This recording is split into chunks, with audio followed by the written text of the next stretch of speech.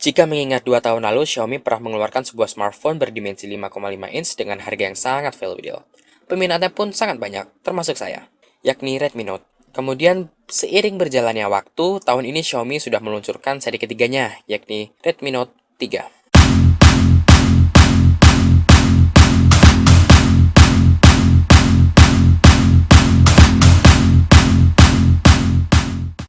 Selamat pagi, selamat siang, selamat sore, dan selamat malam bagi kalian semua. Kembali lagi dengan saya Arata.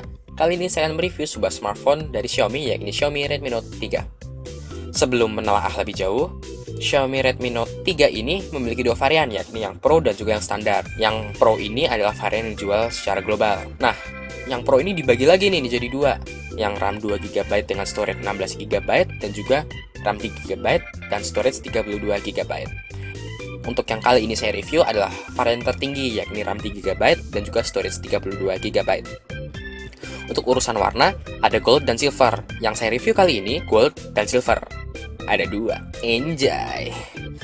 Oke, langsung dari segi desain, Xiaomi Redmi Note 3 ini memiliki material metal sehingga benar-benar terkesan premium. Feel di tangan itu terasa sangat mewah. Ketebalannya pun 8,6 mm, tidak begitu tipis tapi juga tidak bisa dibilang tebal. Oh ya, Anda harus berhati-hati karena yang saya rasakan saat menggenggam itu benar-benar licin. Mungkin solusinya Anda bisa menggunakan soft case ataupun semacamnya. Untuk di bagian belakang, smartphone ini terdapat kamera sebesar 16 MP ditemani dengan dual tone flash, lingkaran fingerprint sensor, logo Xiaomi, dan juga speaker. Oh ya, smartphone ini unibody, sehingga kalau Anda ingin mengganti SIM card atau SD card itu berada di sebelah sisi kiri ponsel. Jenisnya hybrid, pilih 2 SIM card tanpa SD card atau 1 SIM card dengan SD card. Untuk bagian bawahnya terdapat port micro USB dan juga mic.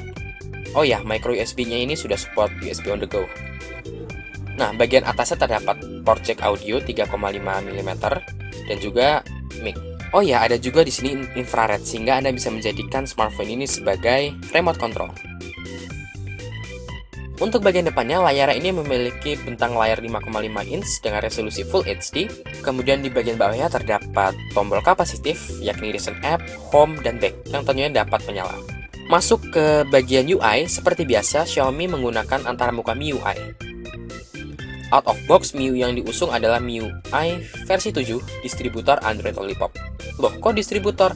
Jadi yang saya beli ini adalah versi distributor, versi yang belum resmi, karena saya belinya sekitar 2 minggu yang lalu. Sedangkan, tanggal 30 Mei, itu Xiaomi Redmi Note 3 sudah resmi ada di Lazada dan Erafone. Ya, saya buru-buru sih belinya, tapi sebenarnya kurang lebih sama lah. Untuk Anda semua yang sudah terlanjur beli distributor dan masih menggunakan MIUI distributor, Anda dapat merubahnya. Caranya gampang, mudah, banyak di Google. Atau Anda dapat cek ke channel Sobat HP, jadi Sobat HP pernah membuat tutorialnya. Silahkan cek. Nah, untuk masalah UI sebenarnya nggak usah dijelaskan lagi ya, karena saya yakin sudah banyak yang tahu bahwa MIUI memiliki banyak kustomisasi, dari transisi, notification drawer, pilihan tema yang sangat banyak, dan lain-lain. Nah, maka dari itu, saya sarankan untuk kalian memilih varian yang tertinggi, yakni dengan RAM 3GB dan storage 16GB. Kenapa? Karena MIUI cukup boros RAM. Beralih ke sisi layar, layarnya seperti yang saya sebutkan di awal, 5,5 inch dengan resolusi Full HD, tentu sangat nyaman digunakan, baik menonton video, browsing, ataupun bermain game. Sayangnya saya belum masih bisa memastikan nih, apakah layarnya memakai lapisan pelindung atau tidak. Kayaknya sih enggak, karena saya belum mendapatkan informasi yang benar-benar akurat. Untuk pengamanan ekstra lebih baik ditambahkan dengan tempered glass. Oh ya, satu lagi, layarnya Redmi Note 3 ini memiliki sebuah border atau ilusi hitam di pinggir-pinggirnya. Jadi kalau kalian lagi lihat-lihat sesuatu yang gelap, yang backgroundnya hitam atau layarnya mati, mungkin terkesan premium ya, terkesan wow, tipis bezelnya. Namun kalau saat handphonenya dinyalakan dan saat itu melihat sesuatu yang putih atau terang, maka terlihat bordernya itu berwarna hitam. Sebenarnya tidak mengganggu sih, cuman mengurangi sisi premiumnya jadi berkurang gitu. Oke, untuk masalah audionya ini standar lah ya, bisa didengarkan sendiri bagaimana outputnya.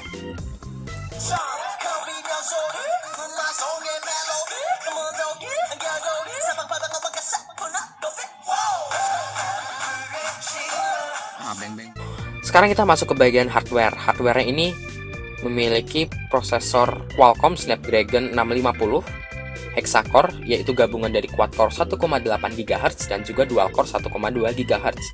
Kalau misalnya lagi berat-berat, pakai yang quad-core, kalau yang lagi enteng-enteng, cuman standar-standar, pakai yang dual-core. Kemudian juga Reno 3 ini menggunakan GPU Adreno 510, ditunjang RAM sebesar 3 GB. Tentunya multitasking dan game dengan resolusi tinggi mampu dibabat. Memang ya dasar Xiaomi, dengan harga segini aja udah dapet yang kayak gini coba. Dan kalian tahu skor Antutunya? 75.000. Ya lumayan tinggi loh itu. Untuk game-game biasa lancar. Lalu bagaimana dengan game virtual reality? Yap, Redmi Note 3 ini memiliki sensor yang cukup lengkap dari fingerprint sensor, accelerometer, proximity, kompas, dan juga gyroscope sensor. Sehingga virtual reality bisa dong di sini.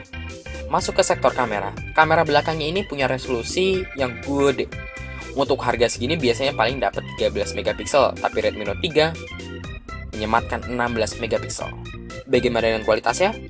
Kualitasnya bagus, walaupun memang bukan yang terbaik di kelasnya ya, tapi oke loh. Yang paling saya suka itu shutter speed-nya yang cukup cepat. Apalagi untuk pengembalian HDR pun juga tidak lama.